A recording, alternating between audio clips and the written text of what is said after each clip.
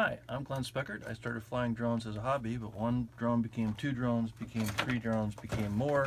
I said, I bet there's a VLAB event in swarms. Hi, my name is Michelle. This is my first drone. It's called the M7 and it is a Parrot AR drone 2.0. Why do I have a drone? I want to go to South Africa and take a video clip of all the animals from the sky.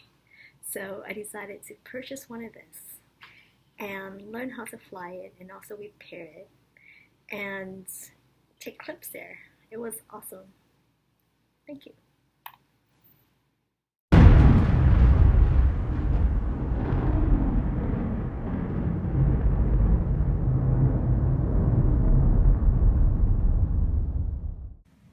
Hi, Tim. What's your story? Sure. My story is I'm Tim Chung. I'm an assistant professor of systems engineering at the Naval Postgraduate School that's located in Monterey, California, not too far from here. So I saw your YouTube video on flying 50 drones in 27 minutes. That's pretty cool. What do you guys do with it? Yeah, it's a great experiment to be able to figure out what the limits are of current technologies and also the challenges associated with just fielding 50 aircraft at a time. And so being able to launch that many in that short of a time, being able to fly them, we were able to demonstrate some basic swarming behaviors in live fly situations and then bring them all down. Fortunately, gravity works on our side and allows us to bring them all, but we were able to get them all down safely and recover them and demonstrate that such a thing is possible. Do you think we can bring drones to Mars one day? In fact, I'd argue that we already have taken robots to Mars, and being able to build on the successes of those kind of programs, I think that is certainly viable. I imagine certainly that there are opportunities to consider atmospheric, airborne, and terrestrial robots on Mars. So can you fly like 200 drones within Well, I'll 30 consider that a minutes? challenge, but I think there are a lot of interesting challenges that occur when you try to scale to large numbers. So for example, jumping from 5 to 10 or 10 to 20, and then again going from 20 to 50 presented all different sorts of challenges.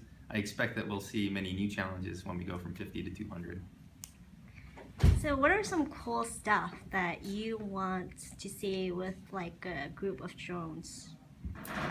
So cool things, I think one of the key places could be, I'm a big fan of the search and rescue type of a problem. I think there's some really potential good impact in that front, and being able to see that kind of impact from an efficiency point of view, I think could be pretty remarkable. I think being able to spell my name with a flock of aircraft, I think would be pretty cool as well, but we'll see what comes first.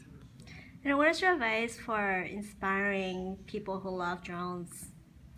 Ooh, that's a good one. Well, I think probably my takeaway lesson would be to go out and get your hands dirty. I'm a big fan of going out, thinking big thoughts, but then implementing it and integrating it into something that's live fly. So I think you'll have to learn via crashing a couple of aircraft from time to time, and I think that's okay.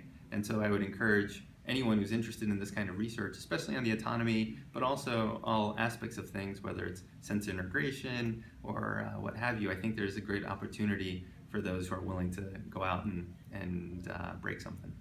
Thank you. Tell me your story.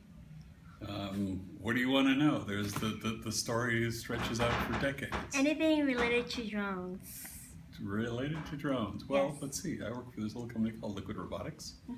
And, why do I work there? Well, somebody asked me, do you want to go do robots in the ocean? And it's like, what could be cooler than that? So we make these robots that float out in the ocean. They're kind of like surfboards with wings. They get thrust from the waves and electricity from solar panels. So they use no fuel and they go out in the ocean. They can stay out there for months and months and months. They're really durable. So the design requirement number one is must survive a Category 5 hurricane. And our mechanical engineers are really good. So I have an underwater camera that I took to the Great Barrier Reef. Why is your drone better than my underwater camera? Well, it will take any kind of sensor you want. So you can put fish trackers, chemistry sensors, whatever. It can be out there for months and months at a time. So if you've got like a oil drilling platform in the middle of the Gulf of Mexico that's leaking, and you want to measure the leakage, you can take one of our guys and just have it circle the drilling platform, day after day after day. I mean, the thing that's important is the durability.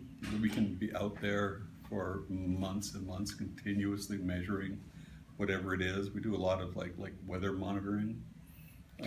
We've got robots in the South China Sea that are doing nothing but waiting for hurricanes to come by and measuring wave heights and What is the most significant impact that you see having a drone in the ocean with for the future? Like 5, 10, 20 years more?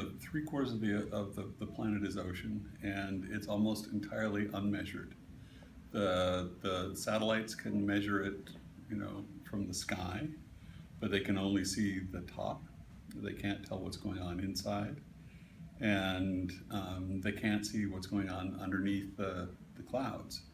So, like, we're the only measurement platform that can do a decent job of measuring inside a hurricane. So we can actually measure things like water temperature. So one of the big driving factors in hurricanes is when you get bodies of warm water, and we can actually measure the water temperature at various depths, not just the sort of skin of the ocean. So what are some advice that you have for entrepreneurs and people who are passionate about water and drones? Like, how can they change the world and have an impact? Don't try to make a big change, just lots of little changes. Lots of people go and say, well, I can't have a big impact. It's like, you don't need to have a big impact. It's one step at a time. Small moves are all good. What is your vision for yourself in 10 years? Having fun. I mean, I've never had a software job where one of the job requirements was snorkeling skills, and I think that's just like weird and cool. All right, thank you. Tell me your story, Bill. I'm Bill Lee. I'm the CEO of Nightscope. We're developing technology to predict and prevent crime, utilizing autonomous robots, analytics, and social engagement. What is the one thing that you're most proud of? My team. We've done a spectacular job in a very short period of time, kind of the Silicon Valley way. Under-resourced, not enough time, and a lot of driven, bright people working 24/7. How will your technology impact the future? We hope to make a massive impact. So crime has $1 trillion negative economic impact on the U.S. every single year. So that is a hidden tax we all pay.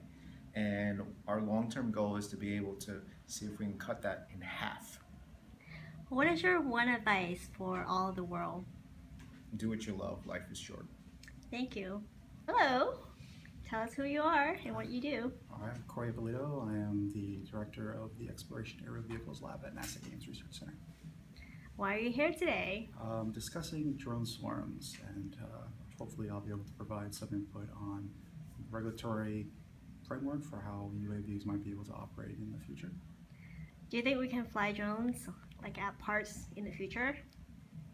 Yes, I think there'll be a distinct set of rules that you will have to follow if you want to fly drones, for instance, at a park, or if you're using it as part of supporting your business.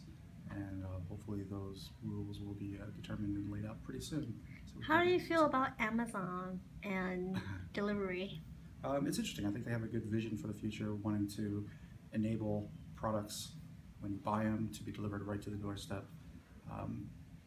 I think there's a lot of hurdles that need to still be addressed in order to allow these types of delivery operations for UAVs.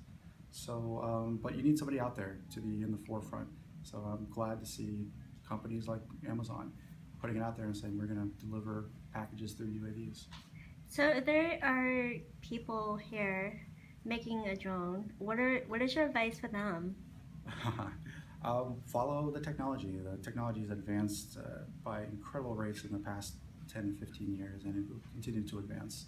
So watch what's out there, find new and innovative ways of using UAVs, and good luck. Thank you. What is your story? I'm Jonathan Downey, the founder and CEO of Airware, and we've built an operating system for commercial drones, enabling businesses to collect aerial data for a variety of different applications.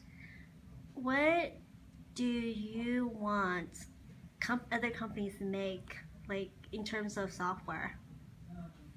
Well, I think every industry is a little bit different when it comes to the analytics layer, and so while many industries collect aerial data in a similar fashion, once they go to analyze that data, they need to know a lot about their industry. So whether it be agronomists within agriculture, or experts on mining and construction, or people who are looking for corrosion and rust in oil and gas, I think that's where there's going to be a lot of interesting companies built. What are some of the challenges, like just one challenge that you face? I think the big challenge for everyone in the industry right now is scale, and it comes in a variety of different ways, whether it's regulations that are going to enable commercial drones to be operated at scale, or whether it's handling the enormous amount of data that's coming back from these drones and being able to analyze that, store it, and track it all. In like 20 years, what is one impact of your technology on the world? I think drones are going to be used as a tool across so many different industries that 5 years from now, we're going to see them flying all around us, and in 10 years, it's going to be hard to imagine doing our jobs without them. So what is your one advice for someone who is interested in robots and drones? Work really hard, do what you love, and find great people that you love working with. Thank you. Thanks.